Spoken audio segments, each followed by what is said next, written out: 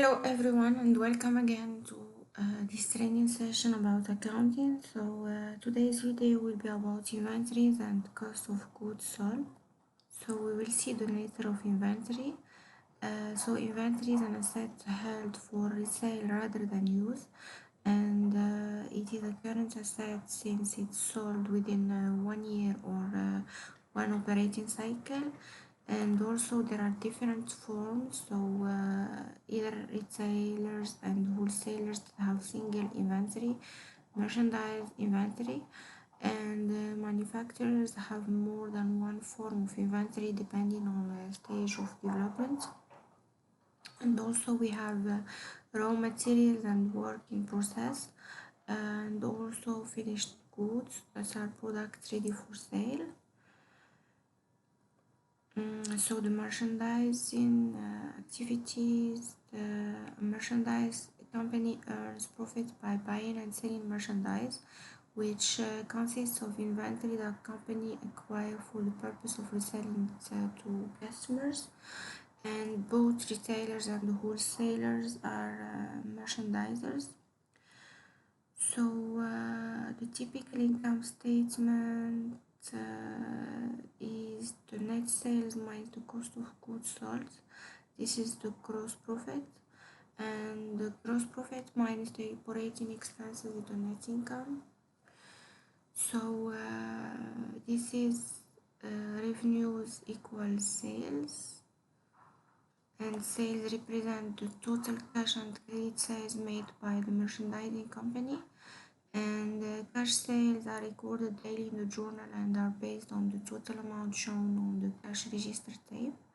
And a journal entry is prepared every day to record sales on credits made on that day.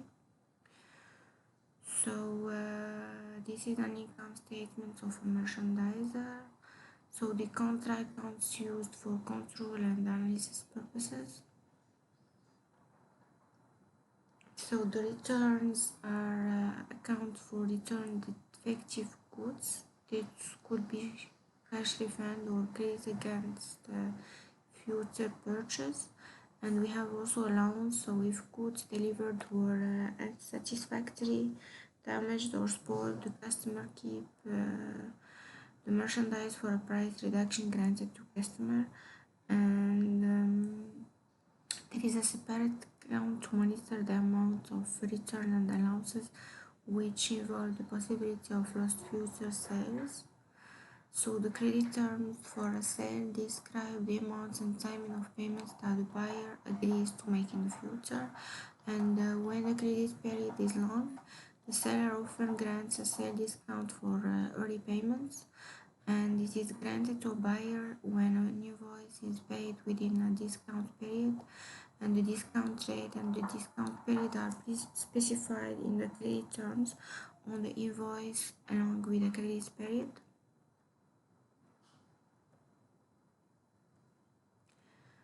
So here are some credit terms and sale discounts. We have here the recording sales discounts. So to record collection on account of customer who has taken 2% sales discount, it's used this way. And here we have the sales Contra-Accounts.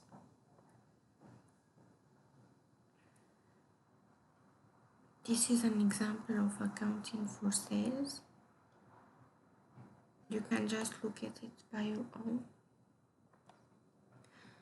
And now let's move on to the cost of goods sold. So the cost of the goods that were sold during a period, and sales revenue represents the inflow of assets from the sale of products during the period.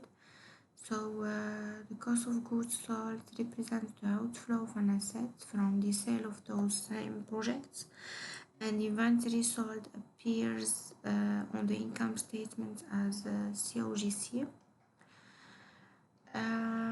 So the standard formula for the calculation of cost of goods sold are the beginning inventory plus cost of goods purchased equals the cost of goods available for sale minus the ending inventory that give us the cost of goods sold.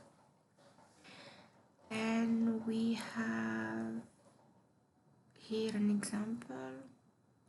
So now this is an inventory system. So there are two different inventory accounting systems that may be used to collect information about the cost of the inventory on hand and the cost of goods sold. We have the perpetual system and the periodic system. So the perpetual system is the inventory account that is updated constantly after every purchase or sale, and the periodic system is the inventory account that is updated only at the end of each accounting period, not each time or sale or purchase is made. So the perpetual inventory systems are maintained by adding the cost of each newly purchased item to the inventory account and subtracting the cost of each item sold from the account. And when an item is sold, its cost is recorded in the cost of goods sold account, more costly to maintain, and they are more record keeping in a large volume operation. So most retailers use a perpetual system for units of inventory, but use periodic system for cost of inventory. So throughout the year, the inventory account contains the amount of merchandise on hand at the beginning of the year, and the ending inventory is determined by counting the quantities of merchandise on hand at the end of the period. And the purchases account are temporary for periodic inventory systems only, and the holding place for information are used at the end of the period to calculate the cost of goods sold. So this is the calculation. Now let's get the example of the purchase returns and allowances. So there is reductions in the cost to purchase merchandise, and if the merchandise received from a supplier is defective and not acceptable, then it must be returned.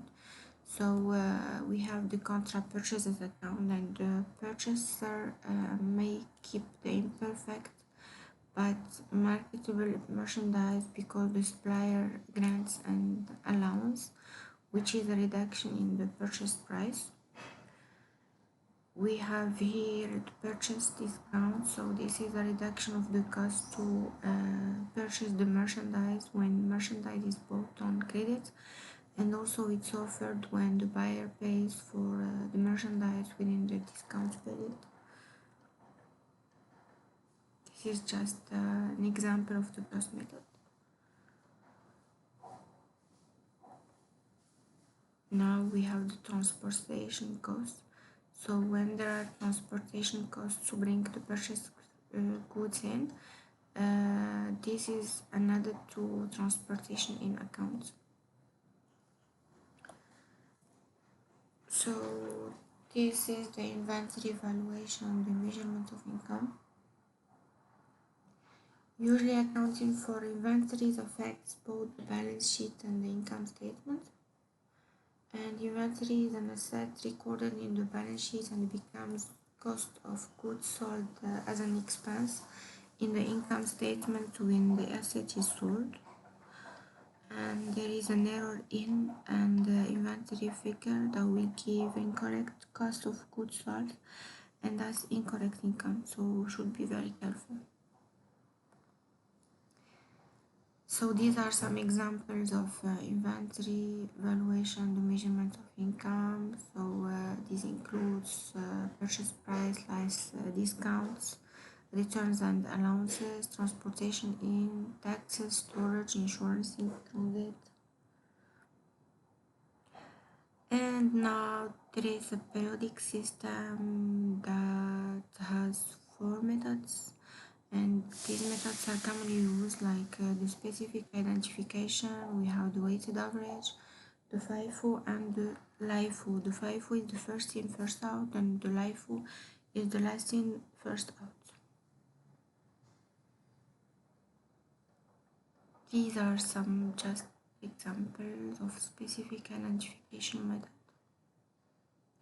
So it matches flow of costs to flow of units, and also it finds out exactly which items were sold and their actual cost is cost of goods sold. This is another example of the weighted average cost method. So it's the cost of goods available for sale over the units available for sale.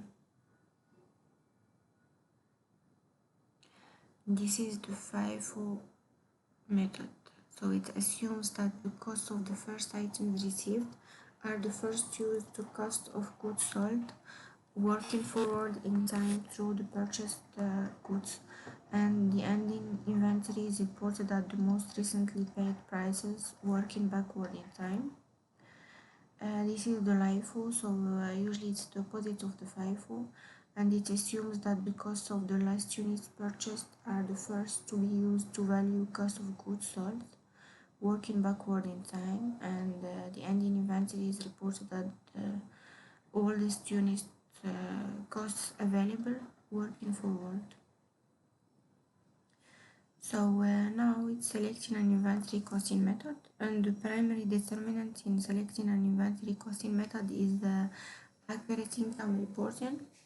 And using the weighted average method, the net income is between the amounts of FIFO and LIFO, and its main advantage is its simplicity. So when prices are rising, the LIFO puts higher costing cost of goods sold, resulting in lower income, lower taxes, and this is a deferral, not permanent savings in taxes, because taxes will be paid later when goods are finally sold. So IRS has the LIFO conformity rule. If a company uses LIFO for taxes, it must also use the LIFO for financial reporting. So if you want to change the method of inventory valuation, so it's done if a company believes another method would result in better matching of revenue and expense, and it should be disclosed and should be also justified by other than tax considerations. We have now the inventory turnover, which is the balance between having enough merchandise in stock to meet customer needs and not so much that cash is tied up unreasonably.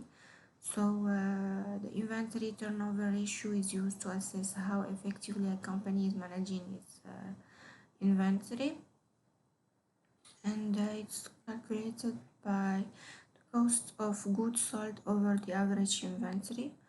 And now how many times inventory is sold during a period, and how many days on average items stay in inventory.